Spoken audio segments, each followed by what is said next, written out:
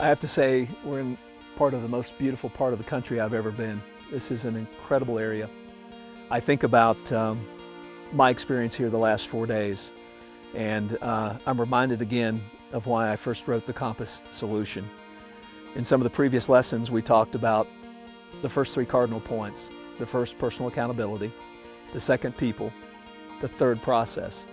But as I look around at the amazing images of nature here, which is just absolutely breathtaking. We're in a canyon that probably goes up 200-300 yards in the air. We've been hiking throughout the last 4 days all over it.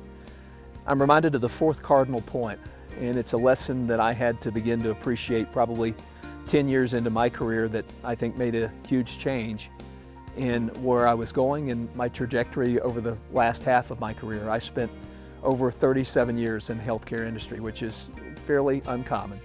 As I mentioned earlier, I've gone through at least 25 restructures.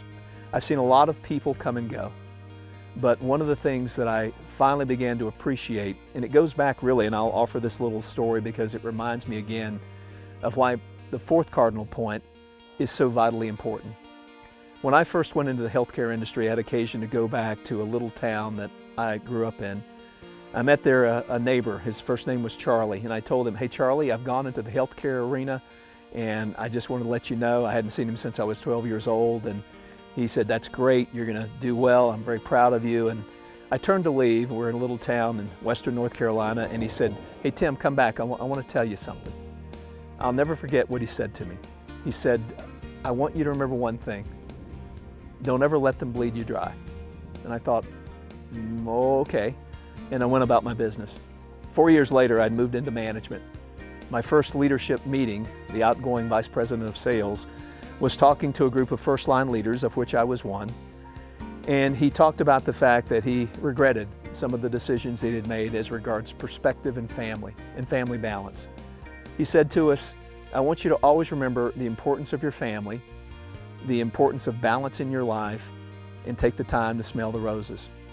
Now, those 2 people probably intersected my life for all of 5 minutes, but I never forgot their message. And the message for me was, even though you're in a highly competitive arena, and most of us are, if you're in the corporate world that's very competitive, you've got to have the perspective that allows you to look at things clearly and with a sense of balance about what your values and your philosophies are. In the chapter titled The Tale of the Two Charlies, I talk about the example I've just offered. For me, the lesson has been this: the game of corporate, the game of career, is an exciting game, but it is just a game.